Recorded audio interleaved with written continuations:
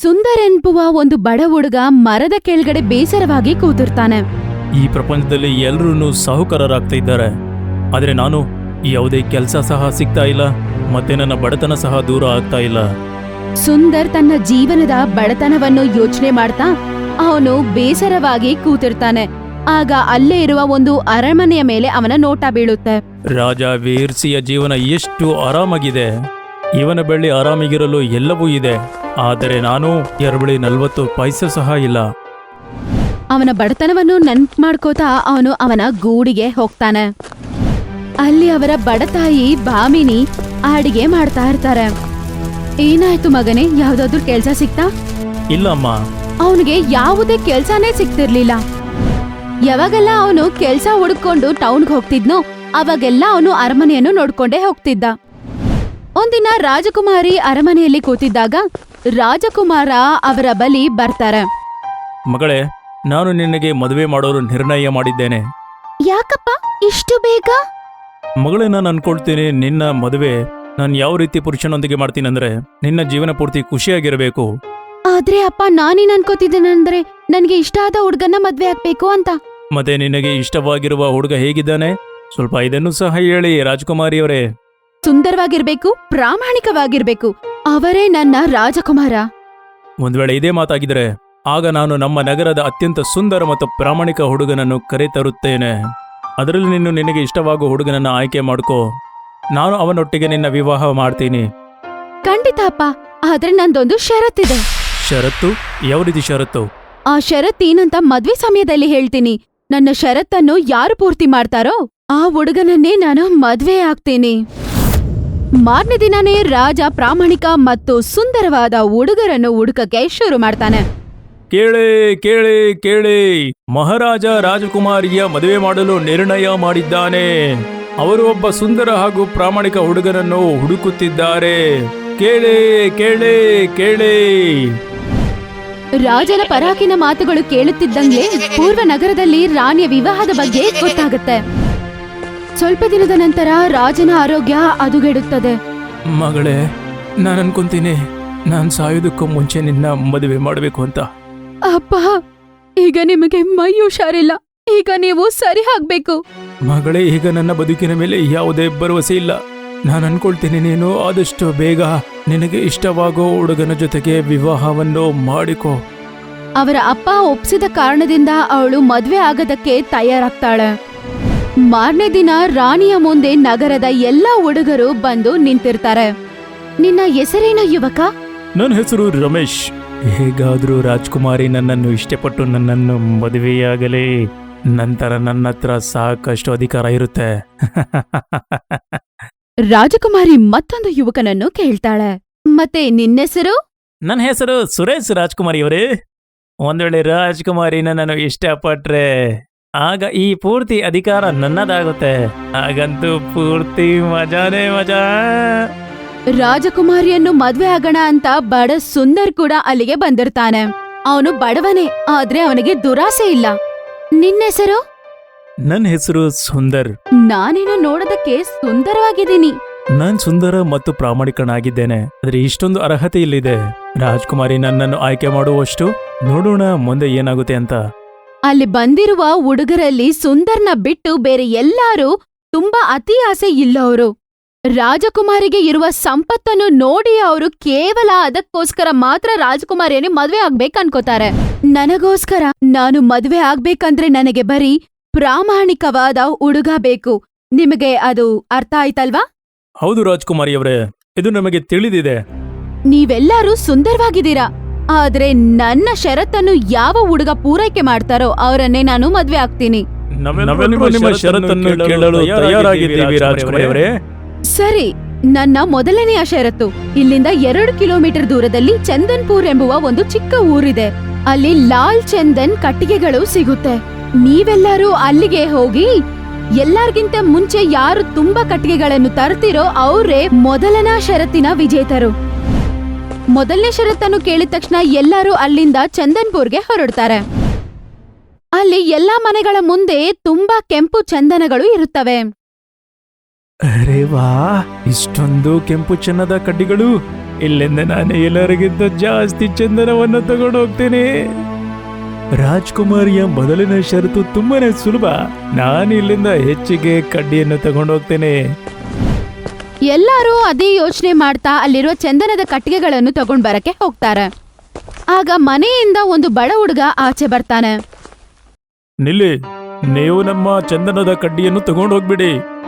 ಏನೋ, ನಾನು ನಿಮಗೆ ಕೈ ಮುಗಿದು ಕೇಳಿಕೊಳ್ಳುತ್ತೇನೆ, ನೀವು ಕಡ್ಡಿಗಳನ್ನ ತಗೊಂಡು ಹೋಗ್ಬೇಡಿ. ಇದು ಆಗೋದಿಲ್ಲ. ಇದನ್ನು ತಗೊಂಡೋಗೋದು ನಮಗೆ ತುಂಬಾನೇ ಅವಶ್ಯಕವಾಗಿದೆ. ನೋಡಿ, ಈ ಚಂದನದ ಮರಗಳು ನಮ್ಮ ಬಡತನದ ಹೊಟ್ಟೆಯನ್ನು ತುಂಬಿಸಲು ಉಪಯೋಗವಾಗುತ್ತೆ. ಇದನ್ನು ತಗೊಂಡು ಹೋಗ್ಬೇಡಿ, ಇಲ್ಲಾಂದ್ರೆ ನಮ್ಮ ಚಿಕ್ಕ ಚಿಕ್ಕ ಮಕ್ಕಳು ಹಸಿವಿನಿಂದ ಸಾಯ್ತಾರೆ. ಏ ಹಸಿದ ಬೆತ್ತಲೆ ಬಡವ, ಒಂದ್ ವೇಳೆ ನನ್ನ ಮದುವೆ ರಾಜ್ಕುಮಾರಿ ಒಟ್ಟಿಗೆ ಆದ್ರೆ ಆಗ ನಾನು ಜೀವನ ಪರ್ಯಂತ ನಿನಗೆ ಹೊಟ್ಟೆ ತುಂಬಾ ಊಟ ಹಾಕ್ತೇನೆ. ಈಗ ಹೋಗು ಇಲ್ಲಿಂದ. ಆಗ ಅಕ್ಕಪಕ್ಕದಿಂದ ಎಲ್ಲರೂ ಬಂದ್ಬಿಡ್ತಾರೆ. ದಯವಿಟ್ಟು ಹಂಗ್ ಮಾಡ್ಬೇಡಿ ಸಾಬ್, ನಾವ್ ನಿಮ್ ಕಾಲಿಡ್ಕೋತೀವಿ. ಇದು ಬರೀ ಕಟ್ಟಿಗೆಗಳಲ್ಲ, ಈ ಬಡ ಹೊಟ್ಟೆಗೆ ಇದು ಊಟ ಹಾಕ್ತಾ ಇದೆ.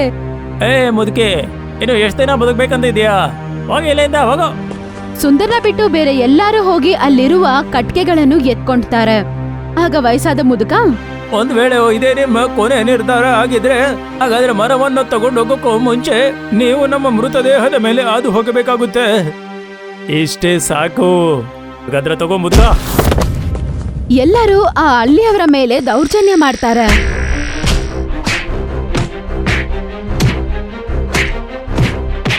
ಆದರೆ ಸುಂದರ್ಗೆ ಅವರ ಮೇಲೆ ದಯೆ ಬರುತ್ತೆ.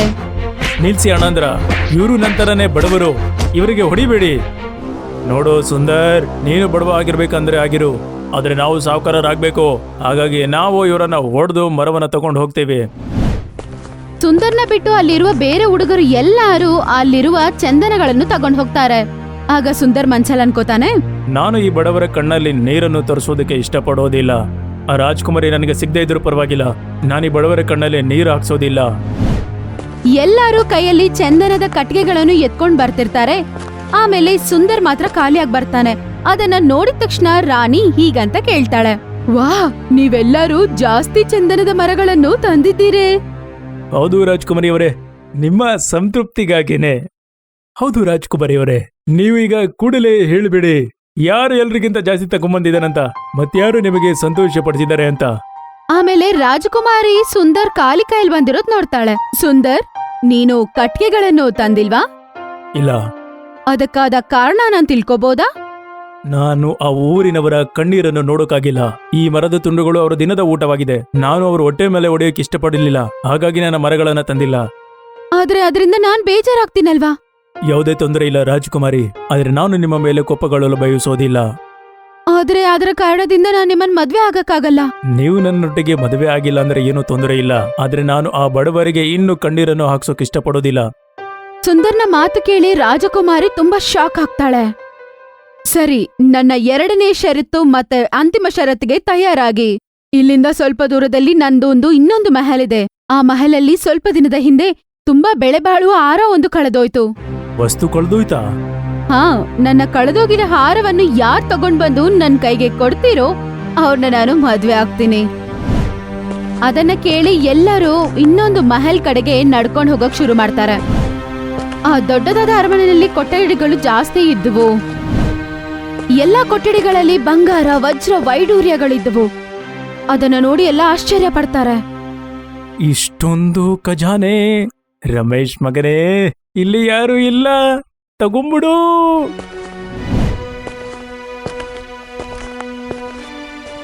ಸುರೇಶ್, ಕೂಡಲೇ ಈ ಖಜಾನೆಯನ್ನು ಕದ್ಬಿಟ್ಟು ನಿಮ್ಮ ಮನೇಲೆ ಬಚ್ಚಿಟ್ಬಿಡು. ರಾಜ್ಕುಮಾರಿಗೆ ಕಳೆದೋಗಿರೋ ವಸ್ತು ಆದಂಗಿರ್ಲಿ, ನೀನು ಬಾಜಾರಲ್ಲಿ ಆ ವಸ್ತುವನ್ನ ಖರೀದಿಸ್ಕೊಂಡು ಬಂದ್ಬಿಡು.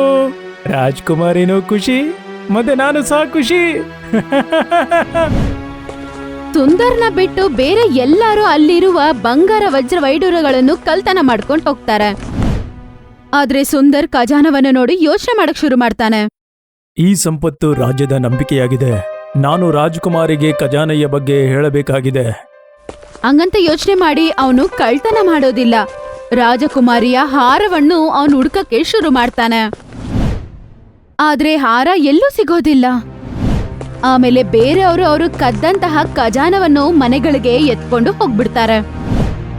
ಮತ್ತೆ ಅವರು ನಕಲಿ ಹಾರವನ್ನು ತಗೊಂಡ್ ಬಂದು ಕೊಡ್ತಾರೆ. ತಗೊಳ್ಳಿ ರಾಜ್ಕುಮಾರಿಯವರೇ, ನಿಮ್ಮ ಕಳೆದು ಹೋದ ಹಾರ. ತಡೆಯಿರಿ ರಾಜ್ಕುಮಾರಿಯವರೇ, ಕಳೆದು ಹೋದ ನಿಮ್ಮ ಅಸಲಿಯಾದ ಹಾರ ಇಲ್ಲಿದೆ, ಇದನ್ನು ತಗೊಳ್ಳಿ. ಸುಮ್ಮನೆ ಇರೋ ಅಣ್ಣ, ಒಂದ್ ವೇಳೆ ಅದೇ ಅಸಲಿ ಹಾರ ಆಗಿದ್ರೆ ಹಾಗಾದ್ರೆ ಇದೇನು? ಈ ಹಾರ ಅಸಲಿಯದು ರಾಜ್ಕುಮಾರಿಯವರೇ. ಎಲ್ಲರೂ ನಕಲಿ ಹಾರವನ್ನು ನಿಜವಾದ ಹಾರ ಎಂದು ರಾಜಕುಮಾರಿಗೆ ತೋರಿಸಿ ಮೋಸ ಮಾಡ್ಬೇಕು ಅನ್ಕೋತಾರೆ. ಆಗ ಅರಮನೆಗೆ ಸುಂದರ್ ಖಾಲಿ ಕೈಯಲ್ಲಿ ಬರ್ತಾನೆ. ಸುಂದರ್, ನಿನಗೆ ಹಾರ ಸಿಕ್ತಿಲ್ವಾ? ನನ್ನನ್ನು ಕ್ಷಮಿಸಿ ರಾಜ್ಕುಮಾರಿಯವರೇ, ನಾನು ಅರಮನೆಯ ಎಲ್ಲಾ ಕೋಣೆಗಳನ್ನು ಹುಡುಕಿದೆ, ಆದ್ರೆ ನಿಮ್ಮ ಹಾರ ಸಿಗಲಿಲ್ಲ. ನಾನು ಹುಡುಕಲು ಬಹಳ ಪ್ರಯತ್ನ ಪಟ್ಟೆ, ಆದ್ರೆ ನನಗೆ ನಿಮ್ಮ ಹಾರ ಎಲ್ಲೂ ಸಿಗಲಿಲ್ಲ. ರಾಜ್ಕುಮಾರಿಯವರೇ, ಹಾರ ನನ್ನ ಬಳಿ ಇರುವಾಗ ಆಗ ಇವರಿಗೆ ಎಲ್ಲಿ ಸಿಗುತ್ತೆ? ಇದಾಗಿದೆ ನಿಮ್ಮ ಅಸಲಿ ಹಾರ. ನಿನ್ನ ಕೈಯಲ್ಲಿ ಅಸಲಿ ಹಾರ ಇದ್ರೆ ನನ್ನ ಕೈಯಲ್ಲಿ ಏನಿದೆ? ರಾಜ್ಕುಮಾರಿಯವರೇ, ಇದೇ ಹಾರ ಅಸಲಿಯದ್ದು. ಆದಷ್ಟು ಬೇಗ ನಾನು ನಿಮ್ಮ ವರ ಎಂದು ನಿರ್ಧರಿಸಿ.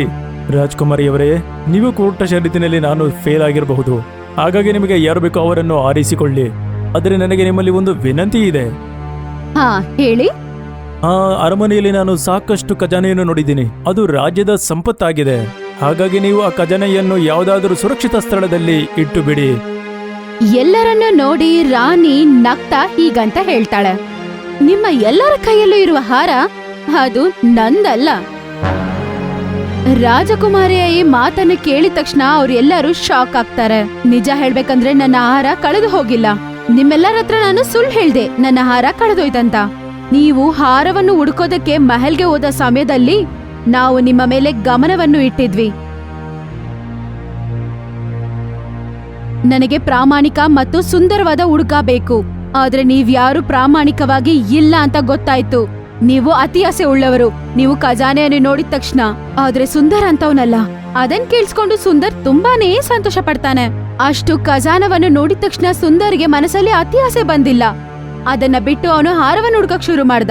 ಇದೇ ನನಗೆ ತುಂಬಾ ಇಷ್ಟ ಆಯ್ತು. ಆಮೇಲೆ ನೀವು ಗ್ರಾಮದಲ್ಲಿ ಚಂದನದ ಕಟ್ಟಿಗೆಗಳ ತರಕ್ ಹೋಗಿದ್ರಲ್ವಾ, ಅಲ್ಲಿರುವ ಪಾಪದ ಮನುಷ್ಯಗಳ ಮೇಲೆ ನೀವು ದಾಳಿ ಮಾಡಿದೀರಾ. ಮತ್ತೆ ನೀವು ಅವರನ್ನ ಒಡೆದು ಬಡಿದು ಅಲ್ಲಿಂದ ನೀವು ಕಟ್ಟಿಗೆಗಳನ್ನು ತಂದಿದ್ದೀರಾ. ಆದ್ರೂ ಸುಂದರ್ ಅಲ್ಲಿ ಕೂಡ ಆ ಬಡವರ ಮನಸ್ಸಿನ ನೋವನ್ನು ಅರ್ಥ ಮಾಡಿಕೊಂಡು ಕಟ್ಟಿಗೆಗಳನ್ನು ತರದೆ ಬಿಟ್ಬಿಟ್ಟ. ರಾಜ್ಕುಮಾರಿಯವರೇ, ನಿಮ್ಮ ಅಂತಿಮ ನಿರ್ಧಾರಕ್ಕಾಗಿ ಜನರೆಲ್ಲರೂ ಕಾಯುತ್ತಿದ್ದಾರೆ. ಪ್ರಾಮಾಣಿಕವಾಗಿರುವ ಸುಂದರ್ ಅಂತಹ ಹುಡುಗ ನನಗೆ ಬೇಕು. ಅಂತಹ ಹುಡುಗನ್ನೇ ನಾನು ಹುಡುಕ್ತಾ ಇದ್ದೆ. ಸುಂದರ್ ಅದನ್ನ ಕೇಳಿಸ್ಕೊಂಡು ಸಂತೋಷ ಪಡ್ತಾನೆ. ಆಮೇಲೆ ಅಲ್ಲಿರುವ ಎಲ್ಲ ಹುಡುಗರಿಗೆ ರಾಜಕುಮಾರಿ ಹೇಳ್ತಾಳೆ, ಪ್ರಾಮಾಣಿಕವಾಗಿ ಇರೋದು ಮತ್ತೆ ಅದನ್ನ ಫಾಲೋ ಮಾಡೋದು ತುಂಬಾನೇ ಕಷ್ಟ. ನೀವು ಕೂಡ ರಾಜಕುಮಾರಿಯನ್ನು ಮದ್ವೆ ಆಗಬಹುದಾಗಿತ್ತು, ಆದರೆ ನೀವು ಅದನ್ನೆಲ್ಲ ಮನಸ್ಸಲ್ಲಿ ಇಟ್ಕೊಳ್ದೆ ನೀವು ಮೋಸ ಮಾಡಿದ್ದೀರಾ. ಅದು ಮಾತ್ರ ಅಲ್ಲದೆ ನೀವು ಅತಿ ಆಸೆ ಪಟ್ಟಿದ್ದೀರಾ. ಆಮೇಲೆ ರಾಜಕುಮಾರಿಗೆ ಮತ್ತೆ ಸುಂದರ್ಗೆ ಮದ್ವೆ ಆಗುತ್ತೆ. ರಾಜಕುಮಾರಿಗೆ ಪ್ರಾಮಾಣಿಕ ಮತ್ತು ಸುಂದರವಾದ ಹುಡುಗ ಬೇಕಿತ್ತು. ಅದೇ ರೀತಿಯಾದ ಹುಡುಗ ಅವನಿಗೆ ಸಿಕ್ಕಾಯ್ತು, ಸುಂದರನ ರೂಪದಲ್ಲಿ ಸಿಕ್ಕಾಯ್ತು. ಅದರಿಂದ ರಾಜಕುಮಾರಿ ಸಂತೋಷವಾಗಿ ಅವಳು ಮದ್ವೆ ಕೂಡ ಮಾಡ್ಕೋತಾಳೆ. ಆರೋಗ್ಯವಂತನಾದ ರಾಜ ಮತ್ತೆ ರಾಜ್ಯವನ್ನು ಪಾಲಿಸಕ್ಕೆ ಶುರು ಮಾಡ್ತಾನೆ. ಸುಂದರ್ ಮತ್ತೆ ಅವರ ಅಮ್ಮ ಇವಾಗ ರಾಜಮಹಲಲ್ಲಿ ಇರ್ತಾ ಸಂತೋಷವಾಗಿ ಜೀವನ ಸಾಗಿಸ್ತಾರೆ. ನಿಮ್ಗೆ ನಮ್ಮ ವಿಡಿಯೋ ಇಷ್ಟ ಆಗಿದ್ರೆ ಕೂಡಲೇ ನಮ್ಮ ಚಾನೆಲ್ ಅನ್ನ ಸಬ್ಸ್ಕ್ರೈಬ್ ಮಾಡಿ. ಮತ್ತೆ ವಿಡಿಯೋನ ಲೈಕ್ ಮತ್ತೆ ಶೇರ್ ಮಾಡೋದನ್ನ ಮರಿಬೇಡಿ. ಧನ್ಯವಾದ.